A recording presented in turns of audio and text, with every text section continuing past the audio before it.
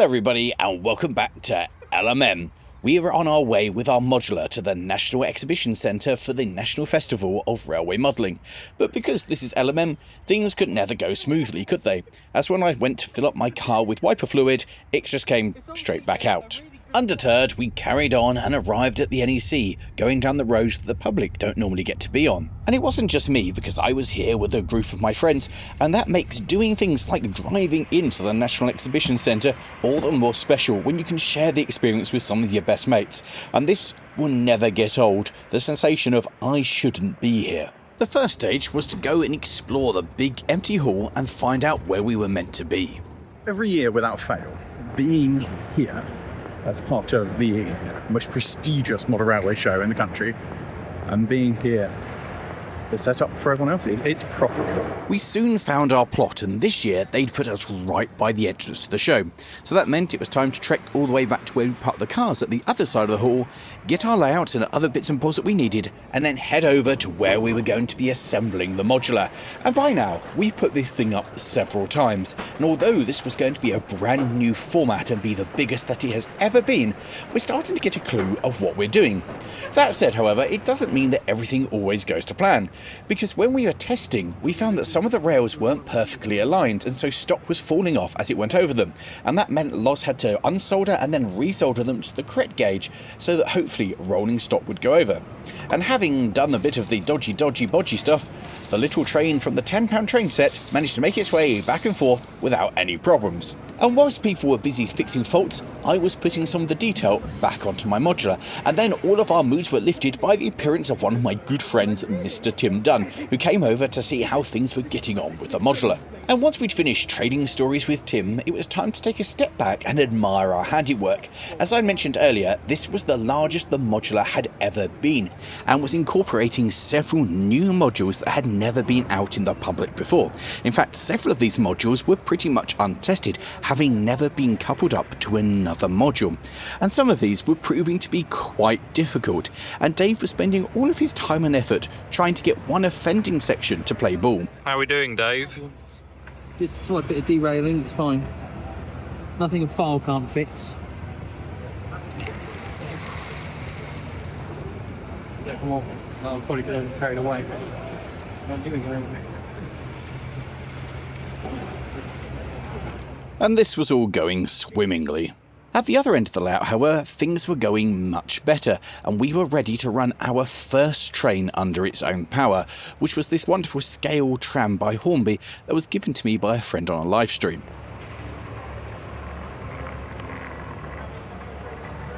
And I took the opportunity to send one of the now infamous sausage vans out for a trundle. As mentioned earlier, several of the modules were brand new for this show, including both the ones that you can see here, but also one of my favourites was this churchyard scene that had been built by Loz and Lucy, and they put this together in a really short time, and you can't tell because it's absolutely brilliant. Now, despite appearances of trains running, only half the modular was actually functional at this point. The other half, Dave was still struggling with, and he was about to down work, because it was actually his birthday this weekend. Yeah. So this is Chris. We're going to have cake tomorrow. Gotta go fast. Oh no, that's Sonic, isn't it? No. Ka-chow. Following the cake giving, we were informed by the NEC staff that it was time to down tools and head to our beds for the night. So we boarded into our cars and headed towards the nearby hotel, all of us feeling slightly anxious to what tomorrow would bring. It's not nice being at a big exhibition and not having a fully working layout the evening before, but there was little that we could do about it apart from put our heads down, get some sleep, and hope that tomorrow would be a more productive day. Having not slept particularly well, we were up before the crack of dawn and everybody piled into Nick's Alphard and watched some of Disney's Robin Hood before arriving back at the NEC.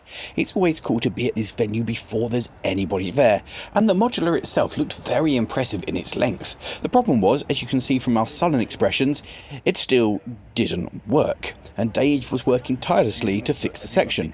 We'd started populating the layout with some items inside the museum, but it all seemed like a bit of a folly at this point, because unless we could get this bit to start working, there would be no trains. What is it? Is it just too out of gauge slightly? Just slightly. Okay, that's fine. You can fix that, right? I could fix it. And whilst Dave was busy resoldering the railway to bring it back in gauge, the others left us and went to have their breakfast. Back at the layout, we were rapidly coming to the conclusion that this wasn't going to be as quick and easy fix as we'd hoped, as the problems kept on adding up. It's horrendously out of gauge, and this rail is lower than the other. Oh, nice. And there's a bit of a gap, so I'm about to bridge it. Oh, you're going to fix it? Yes. Nice. Last year at the NEC, we fixed it the morning of. This year at the NEC, it's still not working the morning of. It's fine. It wasn't really fine because guests were starting to turn up outside the NEC, and although the doors were yet to open, things were starting to get a little bit tight. But against the odds, Dave had done it, and we were able to run our first successful train over the dodgy joint, which meant it was all hands on deck to make sure the track was clean and ready before the public were let in. In those final moments, we managed to fix a few more niggles, including getting the signal on my module to work, and then we could turn up the power and start testing different locomotives and items of rolling stock to ensure that they weren't going to randomly derail or uncouple themselves during use up and down the module, to give us the best possible chance of convincing everybody that we were actually semi-professional. And we were going to have to be quick about it because the doors had now opened and the public were starting to make their way inside. And that meant that these were going to be the last few of our test runs. Anything else that we hadn't had a chance to test, we were just going to have to hope that it was going to behave and not show us up in front of the general public, which is always a little bit alarming. But the items that we'd put out to test had all performed flawlessly, and so that gave us hope for everything else. The track seemed to be playing ball. What we were most surprised about, however, was just how many people had suddenly appeared from nowhere. The hall was humming with people excited to see model railways, including ours, and soon we were completely swamped by people who wanted to see model trains run. And so it was time to start running some trains.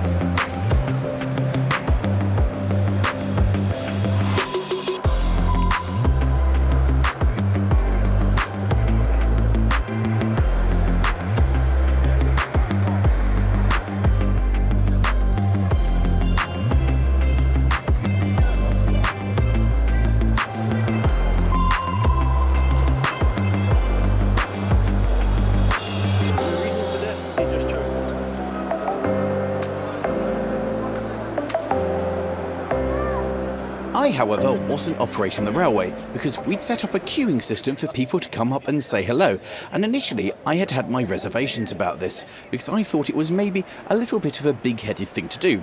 However, quickly we found out that it had been the right move forward, with a long line of people coming up to say hello to yours truly, and it was great to meet so many of you and have a chat. I handed out badges for everybody who'd come along and had my photo and video taken with a load of you guys. It's genuinely lovely to see so many of you guys who enjoy the channel and wanted to come up and say hello, and it always really makes my day. So thank you to everybody who gave up time looking at model railways to come and say hello to me. I really appreciate it. Because I committed to do other things during the event, occasionally Dave would have to close the queue so I could escape. Are you queuing to? You're going to be the last one then for the moment. That's fine. So if you want to just queue there. We're not in the queue, no. Oh, okay. You're not going to be not in the queue. Oh, are you queuing to? Yes. All right. No, it's fine. Dave had volunteered to be my social secretary for the event to make sure that I got to where I was meant to be on time, or as he liked to refer to himself, as my minder. Now I will just stand here guard. So you have to stop people coming in at some point. Because so many of you lovely people came up to say hello, I quickly ran out of badges that I was giving out, so I dispatched Dave back behind the Modular to the big box to pick up some more, and by the time he'd managed to find them and return to me, I'd worked my way through most of the queue. Dave then made a mistake. He foolishly assumed, as there was just one person left from the queue, that he could leave me unattended for a few moments. Unbeknownst to him, whilst his attention was elsewhere, Loz appeared out of nowhere and told me there was something that I simply had to come and see. Oh, it's you. Oh, what a beautiful thing. Oh, It looks almost as good as the real thing. This was my first time seeing the painted sample model of my own full-size fire engine, and the guys asked me, was I happy with it? With you with it? Yes. Is that okay? Yeah. The model was perfect. There was just one issue. The fact that I knew where I was, but Dave knew where I wasn't because nobody had bothered to tell him that I was leaving, caused him a great deal of distress, I don't know where he is. because he was now meant to be walking me over to the stage to take part in a talk with other YouTubers, which meant that he had to head off into the hall to try and track me down and drag me over towards the stage. So what we're now doing is just hoping we find him in time. Yeah, hoping we find him in the next, 3 minutes. Unfazed, Dave pressed on. There's many people. There were indeed hordes of people, but Dave stayed true to his task and wasn't distracted by anything at all. Right there. That's where he is. Ever the professional, the only thing that could distract Dave away from his task was the opportunity to cause some mischief, and as soon as he saw our friend Tom at Buggles Kelly, well... No, you don't. Have you not seen He's actually that way. Have you seen the one at the end of my stamp? That's why I brought that one along. We love you. We love you. Oh, we need to go and find him now. Dave didn't manage to find me because I'd managed to unsupervised get myself up onto stage and was being part of the YouTuber panel. And if you want to know what that was like, you can see the full video over there. Having completed the panel, I met even more of you guys, and some of you even brought me gifts, and I suddenly had a really good idea. We're doing buy a train that will run on the Modular for 25 quid. So I got you these, so hopefully run on the Modular. No, I'm going to run them on the Modular. I'm just wondering if I can include them in the game. Back to the layout. You can have a sit down for a bit. And reopen the gates, yeah. And on the walk across the hall, we bumped into more of you guys. Thank you. I love the fact that so many of you guys want to come up and say hello and have a photo taken. And having turned Ben into both a cameraman and a model coach, we had some photos took and then carried on walking round, where we met even more of you guys. And then we passed Tom at Buggles Kelly Station. Just want to get a photo of you by your side. Right. Sorry, I'm not with all you. Yeah, that's... Oh, you're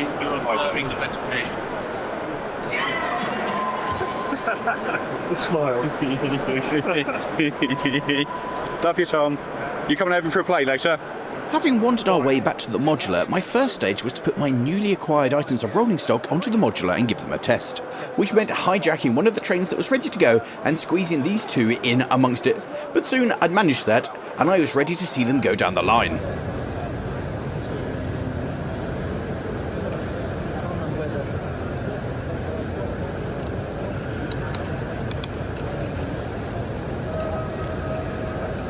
They looked absolutely smashing, making their way up and down the layout. From there, it was back to meeting people and watching trains as they went past.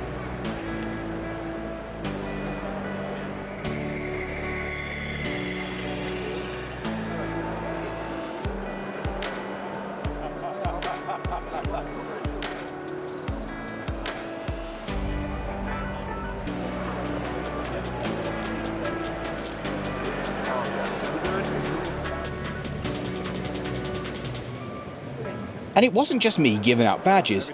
Each member of the LMM team had their own badge to give out to members of the public who recognised them, with the idea being that people had to find all three of us. You've not got your own badge on. No, I haven't. Have you not managed to find yourself? I've not found it. I've It's not not found had the spiritual... To be fair, neither of you. No, I haven't found myself. Tom promptly went off and did a bit of soul searching. Do you get to wear your own badge? I don't know. I found myself. You found your. You went on a spiritual journey. On a spiritual journey and I found myself. I'll give myself a badge. Dave's got his badges. Actually, I need to get my Actually, these are the special ones. These are your normal ones, and these are the I found Lawrie badge. The Dave ones are over there somewhere. I found him. Well done. Yeah, I'm here. As well as giving out badges, we were also giving people who couldn't make the show an experience by doing something we'd never done before and doing a live stream for the entire length of the weekend, so you could sit back at home and watch trains working their way up and down the Modular. The biggest problem with the live stream, however, was because the Modular is now so big, you couldn't see all of it from the camera. One of my favourite new modules was this one built by Lawrie, and that's because it's got this lovely little cameo scene on top with me, a broken down bus and the AA, because they think they're really funny. And because the Modular is so big, to run it at its full capacity it needs 6 people, 1 working the traverser at each end, 1 driving each train in each direction, and 2 people doing shunting. So when I saw my friend James at the show, I roped him in to be an operator to do some shunting for us. We feel that these 2 areas are really important on the Modular, especially now it's a much longer length, because it means there's always something moving around for the public to watch, and it stops people from getting bored, and from an operational standpoint, it means there's always something for you to do. You can always move some wagons around and just keep yourself entertained. Over on Loz's section, we were also running the exclusive Class 31 from TMC. This thing is sound fitted as well, so it was great to hear it just trundling about doing shunting duties. And if you want to get your hands on this superb locomotive, then it's currently in stock over at TMC, and I recommend getting one because it's one of the favourite diesels that I have at my disposal. And speaking of superb locomotives, my favourite engine to run across the Modular was this Lima J50, pulling the absolutely superb Ellis Clark quad sets, which are by far the most stunning coaches that I've ever owned. I never thought I'd see the quad set model, but these things are just wonderful. This little Lima J50 was without doubt the only Lima J50 at the entire show running on a layout, because normally these things get completely overlooked and you can pick them up on eBay for like £10–15. This machine ran almost non-stop for the entirety of the weekend, covering well over a real 1.5 miles of running, which is pretty amazing going for a model that's over 45 years old. If this was a car, this would now be considered a classic. So to put it through its paces and run it up and down for the entire show, and for it to be still running at the end of it, was pretty amazing, and I'm proper proud of it. And it goes a long way to support my philosophy of you don't need to spend a huge amount of money to be able to get into model railways and really enjoy it, or to be able to build something that you can take to an exhibition and show off. Yes, it's lovely to have the expensive sound-fitted locomotives, but a cheap little Lima J50 will do the job just fine. And every time the little thing went past, it just put a smile on my face, and the amount of people who saw it and went, "I had one of those when I was little," just justified the whole point. Model railways are meant to make people happy. And in our audience there was one person who was really enjoying watching the going on. And that of course was none other than the household name that is Mr. Tim Dunn, who had been busy filming many of the layouts in attendance. We realised though that amongst talking to the public and filming, Tim hadn't actually had a go operating any model railways. So we said, why don't you join us back here and have a go? Now, we weren't expecting him to stop what he was doing and join us, but he did. What could possibly go wrong? I mean, right, let's put this down. Dave. Hello. Dave. Look, you've also found I found Dave. I found Dave. I can't wait the whole thing. Right. Have I found me? So we are in the position where we are in control of the Loco coming from over there. And as you can see, we have a go sign. So, Go sign, what? we have a sign that says go. Where? So we're ready to go. Okay, right. So turn the controller on. It's already set in the direction. Oh, is it in the right direction? Yep. What is the engine we're controlling? Find out when it gets in. This is a pacer. It's going to be a pacer. No, I haven't got the pacer out yet. I was Thank God for that. So you can just see, there you go, it's just starting to move. Tim was so excited to be driving his first train, he forgot about the first station. Oh, hang on. Yeah, so, Goodness. I mean, that's breaking very many rules. And we have a red light here at the moment. Do it. As well. So please don't go past the red yet. Okay. And what they'll do is that will change the points here. And we've got green light now. Oh. Do that again. Yeah, look. That went red. That's a lovely smooth movement. I like this. Yep. Can we go? Go. After his impromptu lesson, Tim soon got the hang of things, and then came up with a brilliant idea. You see, he'd been hiding mini figurines of himself on various layouts throughout the show. This one had spent some time in our signal box, but he decided it was now time for it to go for a ride. There we go. Quite forth back. I've got green light. You've got the green light, you don't worry. Somebody on there just like you. It was genuinely lovely to spend some time with Tim just playing trains. The guy is an absolute legend. He spent time with everybody behind the modular, chatting to them like they were old friends, posed for photos, and was genuinely an absolute delight. And then when he was finished, he picked up his microphone and headed over to me. Lawrie, Yes. what is it you love about model railways?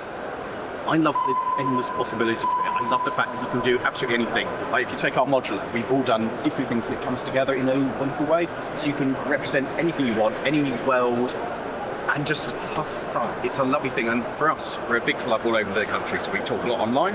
And we come to this, and it's an amazing social aspect. We come together, we all chat, and we get to people like Tim and all of our friends and members of the public. It's just, I think the social aspect of it, it's a really, really wonderful vibe. That's lovely. Give me again the 10-second version of that. I like trains. Lawrie, what do you love about model railways? I love the endless possibilities of it. The fact you can just build whatever you want and run with whatever you want and just enjoy railways. It's a great way to get into trains. Just love that. And see you. Oh, see you. Tim had given us a load of his time, and by the time he left, the show was starting to wind down and come to an end. So thank you all very much for watching. If you have enjoyed this one, how about clicking on the screen now for the video of the show, or below it for the video of the challenge that we set up at the show. And with that, all that remained for us was to pack everything up and disassemble the modular and head for home. Thank you all very much for watching. I hope you've enjoyed this behind the scenes look of what it was like taking the modular to the NEC in 2025. Who knows what the future is, but I'm sure we'll keep you posted. Ta-ra!